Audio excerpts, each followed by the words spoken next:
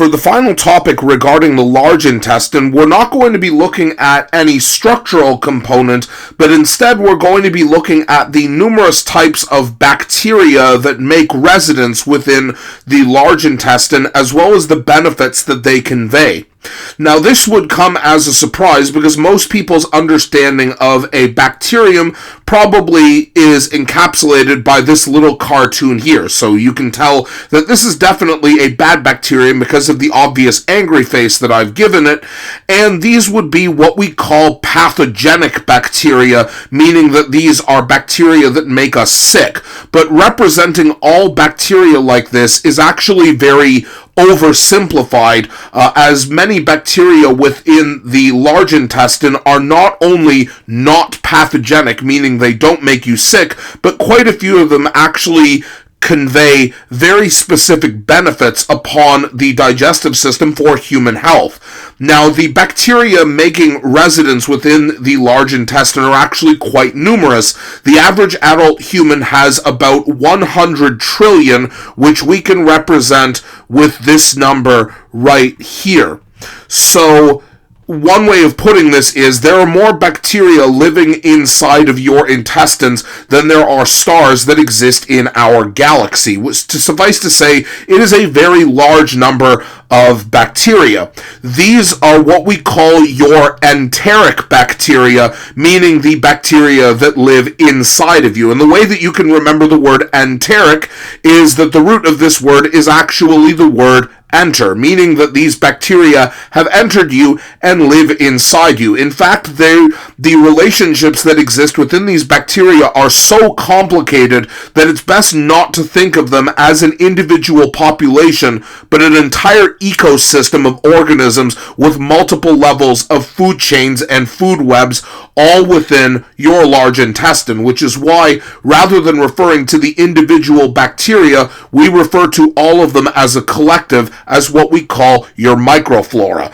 Now, why would bacteria want to make the large intestines their home in such great numbers? Well, if we just think about where the large intestines are, there are some obvious benefits that bacteria get. For one thing, the bacterium use your large intestines as shelter from the environment. Because the human body temperature is approximately 37 degrees Celsius, and because this temperature remains stable, the bacteria are protected from the hostility of the outside environment outside of our body, where they are both protected from extreme heat and extreme cold as well.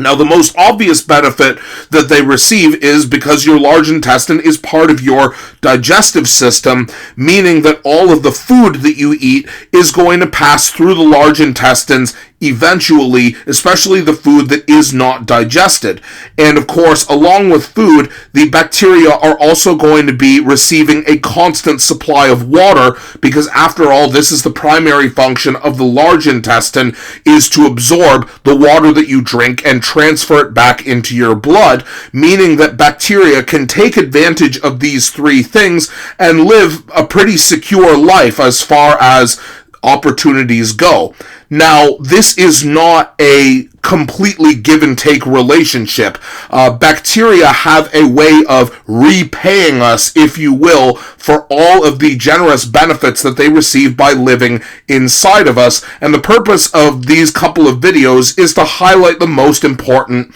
benefits that bacteria give us, starting with the idea that bacteria can break down nutrients that humans cannot. You can think of the expression, one person's trash is another person's treasure, and bacteria deal with nutrients from food that we are not able to digest. The first of these nutrients is, of course, cellulose. Now, especially for people whose diets consist of mostly plants, cellulose is technically a waste of nutrients for us because humans do not produce the enzyme cellulase that is actually required to break the bonds between individual sugars that are found in cellulose. The good news is that bacteria do. So when bacteria produce these particular digestive enzymes, because bacteria don't have mouths, they release their digestive enzymes into your large intestine itself, and as long as there is cellulose present from plants that you have eaten, the digestive enzyme produced by bacteria breaks down these nutrients, and obviously if your diet has a lot of plants, the bacteria are not going to be able to make use of all of the sugar from the cellulose that you've eaten, which allows the large intestine to absorb the individual sugar molecules broken down from plant cell walls and absorb these directly into your blood, giving you a secondary supply of sugar that you normally would not be able to use. Another example of a nutrient that not all humans can use is lactose. I am included within this because I am actually lactose intolerant,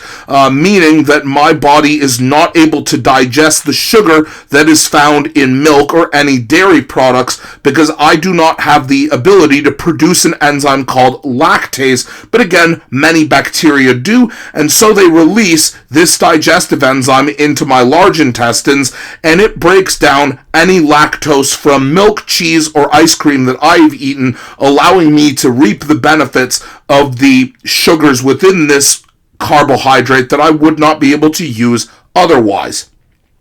Now, this also works in reverse as well. So many compounds produced by bacteria that are utterly useless to the bacteria actually are usable nutrients for us. So the first example of these are waste products of when bacteria break down carbohydrates, meaning whenever bacteria break down sugars, including cellulose, they produce very short fat molecules, which are what we call short-chain fatty acids, meaning that they are fat molecules but significantly smaller in size. Now, the primary function that we get out of short-chain fatty acids is that they allow us an extra source of long-term energy that all fats are used for. But the other main components of short-chain fatty acids is that we can use these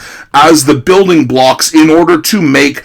specific hormones, which in turn are used to trigger immune responses, meaning that these hormones are actually used to signal our immune system in order to fight against any type of cell within our intestines that functions as a pathogen. These can be nasty bacteria, they can also be viruses or cells infected by viruses, or they can even be cancer cells that form within the intestines, and we can use these short-chain fatty acids to construct hormones to signal our immune system in order to deal with these, in order to keep our digestive system healthy.